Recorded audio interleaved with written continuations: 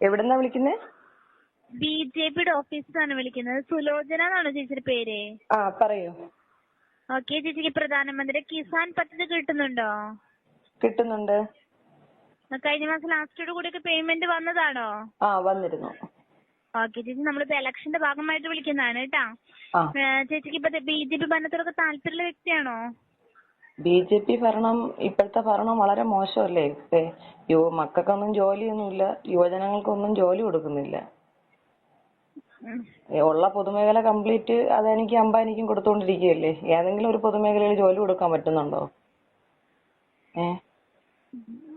പെട്രോളിന്റെയും ഗ്യാസിന്റെയും ഒക്കെ വില കൂടിക്കൊണ്ടിരിക്കും. ഇപ്പൊ ഇലക്ഷൻ പ്രമാണിച്ച് വില കുറച്ച്. ഇനി നിങ്ങൾ ഇലക്ഷൻ കഴിയുമ്പോൾ ഉടനെ വില കൂട്ടും. 50 രൂപയ്ക്ക് പെട്രോൾ വരാന്ന് പറഞ്ഞാണ്. ഇപ്പൊ 110 രൂപ അടുപ്പിച്ചായി. ഇതിലൊന്നും പറയാനില്ലേ? അതൊന്നും നിങ്ങൾ എന്തായാലും ഇലക്ഷൻ പ്രമാണിച്ച് വിളിച്ചതല്ലേ, ഒരു മറുപടിയും കൂടെ പറയും. ആളുകൾക്ക് കട്ട് ചെയ്തിട്ട് പോവല്ലേ നമ്മൾ ചോദിക്കുന്നതിനും കൂടെ എവിടെന്നെങ്കിലും ഒരു ഉത്തരം കിട്ടിയിട്ടുണ്ടായിരുന്നു. കട്ടിയിട്ട് എന്തെങ്കിലും പോവില്ലേ ചേച്ചി? നമ്മൾ മുമ്പത്തെ ഭരണമാണെങ്കിൽ ഇങ്ങനൊന്നും വന്നിട്ടില്ലാന്ന് ചേച്ചി നല്ല ഉറപ്പുണ്ടാ? എല്ലാ കാര്യത്തിലും ചേച്ചി കറക്റ്റായിട്ട് ജോലിയും കാര്യങ്ങളൊക്കെ കിട്ടിയിട്ടുണ്ടെന്ന് ചേച്ചിക്ക് ഉറപ്പ് പറയാൻ പറ്റുമോ? ഇത്രയും ഭീകരമായിട്ട് ജോലി ഇല്ലാത്തൊരവസ്ഥയില്ല. 10 ലക്ഷം തൊഴിൽ ഒഴിഞ്ഞു കിടന്നിട്ട് പൊതുമേഖലയില് 10 ലക്ഷം ഒഴിഞ്ഞു കിടന്ന തൊഴില് റദ്ദാക്കപ്പെട്ടു എന്നുള്ളത് മോക്കറിയോ? അങ്ങനെ ഒഴിവാക്കപ്പെട്ടു. ഇന്ത്യൻ റെയിൽവേയിൽ ലക്ഷക്കണക്കിന് തൊഴിൽ ഒഴിഞ്ഞു കിടപ്പുണ്ട്. അവിടെ എവിടെയെങ്കിലും നിയമനം കൊടുക്കുന്നുണ്ടോ? നമ്മുടെ പൊതുമേഖലകളെല്ലാം ഇങ്ങനെ ഓരോരുത്തർക്ക് വിറ്റുകൊണ്ടിരിക്കുകയല്ലേ.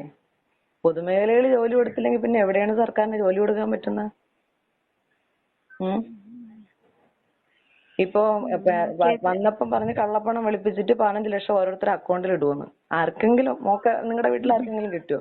അപ്പൊ ബിജെപിക്കാരുടെ വീട്ടിലെങ്കിലും കിട്ടിയെങ്കിൽ, ആർക്കെങ്കിലും കിട്ടിയെങ്കിൽ അത്രയും സമാധാനം. എവിടെയെങ്കിലും കിട്ടിയിട്ടുണ്ടോ?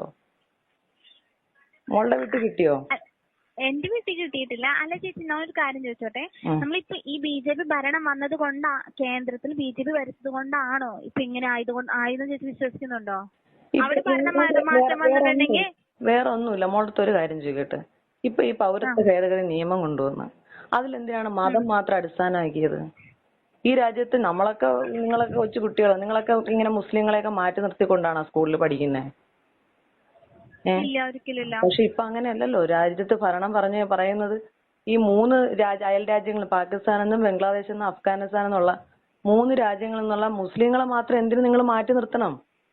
6 മതവിഭാഗങ്ങൾക്ക് പൗരത്വം കൊടുക്കുമ്പോൾ ഒരു മതത്തിന് എന്തിനു മാറ്റി നിർത്തണം? അവര് അഭയാർത്ഥികളായിട്ട് വന്നവരല്ലേ. അവരുടെ രാജ്യത്ത് അവർക്ക് പ്രശ്നമായതുകൊണ്ട് ഈ രാജ്യത്ത് അഭയം തേടി വന്നവരാണ് അഭയാർത്ഥികൾ എന്നാണ് ഞാൻ മനസ്സിലാക്കുന്നത്. ആ അഭയം തേടി വന്നവരെ പുറത്താക്കുന്ന ഒരു പാരമ്പര്യം അത് ശരിയായ രീതിയായിട്ട് മോക്ക് തോന്നുന്നുണ്ടോ? അപ്പൊ പിന്നെ അത് തെറ്റല്ലേ? അത് അങ്ങനെയൊക്കെ കാണിക്കുന്നത് മതത്തിന്റെ പേര്. ഇത്രയും 6 വിഭാഗം മതങ്ങൾക്ക് ആ പൗരത്വം കൊടുക്കൂന്ന് പറയുമ്പോൾ ഒരു വിഭാഗത്തിന് മാത്രം മാറ്റി നിർത്തുന്നതിനോട് നമുക്ക് ഭയങ്കരമായിട്ടുള്ള പ്രതിഷേധമുണ്ട്. ഞാനൊരു ഹിന്ദുവാണ്, പക്ഷെ എനിക്ക് വലിയ പ്രതിഷേധമുണ്ട്. കാരണം നമ്മളൊക്കെ മതം പറഞ്ഞുകൊണ്ടല്ല, ജാതിയും മതവും ഇല്ലാത്ത ഒരു മതനിരപേക്ഷ രാജ്യമാണ് ഇന്ത്യ. ആ രാജ്യത്തിനെ ഇപ്പൊ കീറി മുറിക്കണം. മണിപ്പൂരിൽ എന്താണ്, എത്ര ക്രിസ്ത്യൻ ദേവാലയങ്ങളാണ് തകർക്കപ്പെട്ടത് ഇല്ലേ?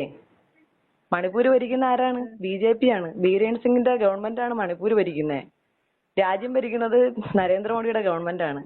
ഈ 2 ഗവൺമെന്റ് ഭരിച്ചിട്ടും മണിപ്പൂരിൽ ഒരു കലാപം ഉണ്ടായിട്ട് ഈ രാജ്യത്തിന്റെ ഗവൺമെന്റിനോ ആ സംസ്ഥാനത്തിന്റെ ഗവൺമെന്റിനോ ആ കലാപം നിയന്ത്രിക്കാൻ സാധിച്ചിട്ടുണ്ടോ? ഉണ്ടോ മോളെ? അപ്പൊ നമ്മൾ ഇലക്ഷന് വോട്ട് ചോദിക്കുമ്പോൾ നമ്മുടെ രാജ്യത്തിന്റെ അവസ്ഥ നമ്മളും കൂടി മനസ്സിലാക്കണം. നിങ്ങളെപ്പോലുള്ള ചെറിയ പിള്ളേരാണ് നമ്മളെ രാജ്യത്തിന് ഇങ്ങനെ മതത്തിന്റെ പേരിൽ കീറി മുറിക്കാൻ നോക്കുമ്പോഴേ നിങ്ങളൊക്കെ പ്രതികരിക്കണം. നിങ്ങളൊക്കെ നിങ്ങളുടെ രാഷ്ട്രീയ പാർട്ടിയിൽ നിന്നുകൊണ്ട് തന്നെ പ്രതികരിക്കണം.